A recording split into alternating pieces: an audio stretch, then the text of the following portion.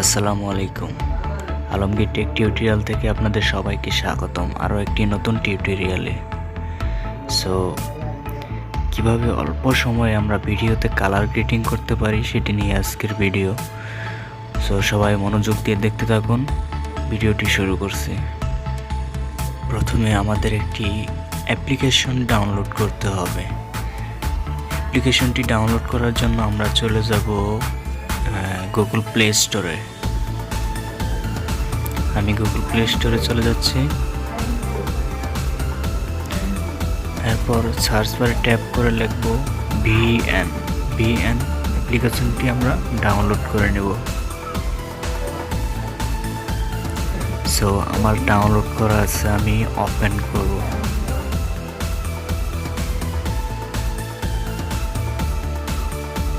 So অ্যাপসটি open করা হয়ে গেলে এরকম ইন্টারফেস আসবে। এরপর আমরা ফিল্টারে টাচ করব। ফিল্টারে টাচ করার পর আমার এখানে 5টি ফিল্টার অ্যাড করা আছে, আপনারা অ্যাড করে নেবেন।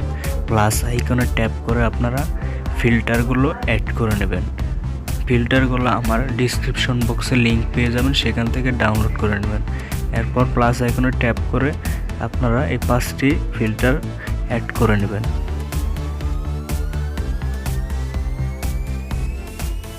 সো ফিল্টারগুলো অ্যাড করা হয়ে গেলে আমরা প্লাস আইকনে ট্যাপ করে আমাদের প্রজেক্টটি সিলেক্ট করব। যে ভিডিওটি আমরা এডিট করব সেই ভিডিওটি ইম্পোর্ট করব।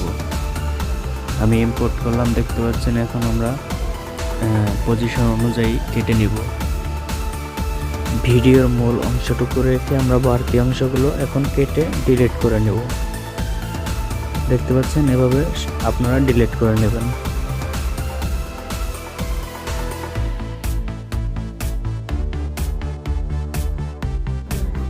আমি ভিডিওটিতে 2টি কালার ব্যবহার করব, এই জন্য আমি 2টি অংশে ভাগ করে নেব। এরপর আমরা যে অংশটিতে কালার দিতে চাচ্ছি সেই অংশটি সিলেক্ট করব। এরপর সিম্পলি ফিল্টারে টাচ করব। এরপর আমরা দেখতে পাচ্ছি আমাদের ফিল্টারটি এখানে অ্যাড হয়ে গেছে। সো দেখতে পাচ্ছেন পরের অংশটিতে আরেকটি কালার দেবো, এর জন্য আবারও ফিল্টারে ক্লিক করব। সো দেখতে পাচ্ছেন চমৎকার একটি কালার চলে আসছে। এভাবে কিন্তু আমরা খুব অল্প সময়ে ভালো কালার গ্রেডিং করতে পারি।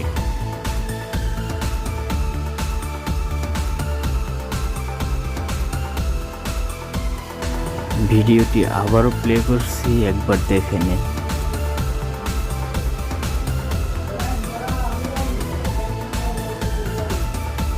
আপনারা চাইলে যে কোনো কালার এখানে ব্যবহার করতে পারবেন।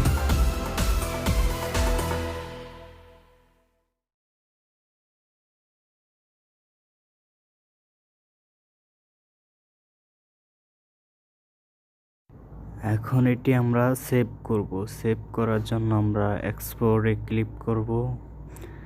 এরপর নিচেরটা একদম হাই করে দেব।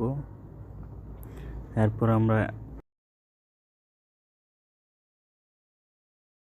এক্সপোর্ট অরিজিনালটা এনেবল করে দেব। এরপর রাইট অপশনে ক্লিক করব।